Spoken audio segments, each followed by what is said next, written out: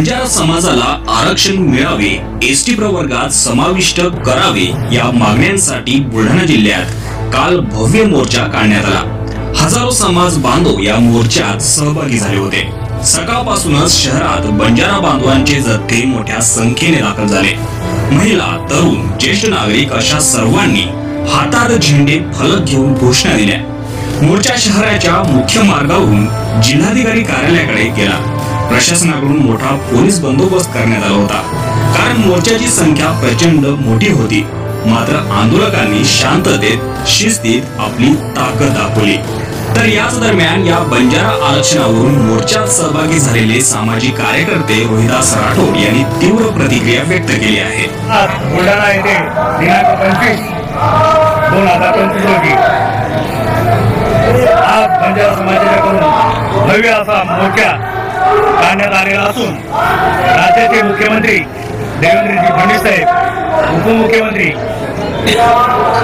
अजितदादा पवार साहेब व एकनाथ शिंदे साहेब या मोर्चाच्या माध्यमातून मी आपणास बंजारा समाज एसटी प्रवर्गामध्ये कसा समाविष्ट होईल याचे पुरावे आपल्या समोर आहेत।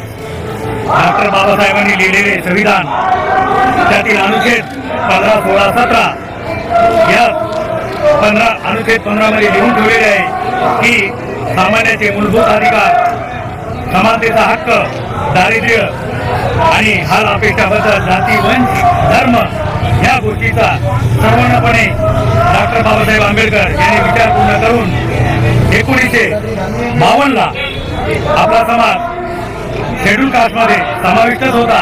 आज तेलंगणा, हैदराबाद एकूण भारताच्या 6 राज्यामध्ये आज रोजी बंजारा समाज शेड्यूल कास्टमध्ये आहे। पण महाराष्ट्रात बंजारा समाजावर एक मोठा अन्याय झालेला आहे। त्याचं कारण म्हणजे हैदराबादमध्ये असलेले 8 जिल्हे व मध्य प्रदेशमध्ये असलेले 6 जिल्हे, ह्या हैदराबादमध्ये महाराष्ट्रामध्ये मराठवाडा समाविष्ट करण्यात आला। त्यातील 8 जिल्ह्यांना विमुक्त असे नाव देण्यात आले। तर आमचं खरं नाव म्हणजे विमुक्त म्हणून ठेवलं गेलं। या महाराष्ट्रात आम्ही मूळचे आदिवासी आहोत आणि शेड्यूल कास्टमध्ये शेड्यूल ट्राईबचे लोक, शेड्यूल ट्राईब आहोत। तरी फडणवीस साहेब संविधानाचा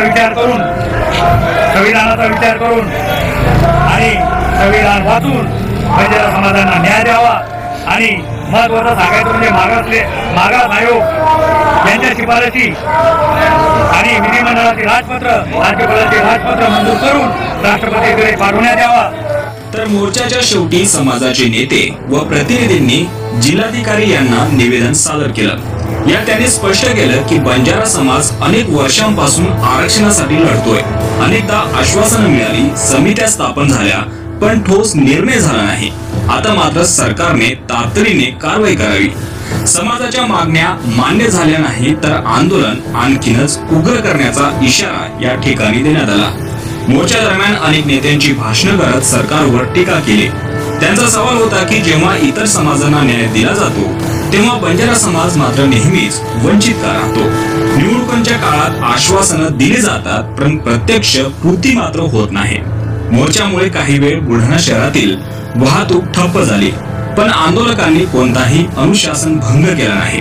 त्यामुळे मोर्चा शांततेत पार पडला।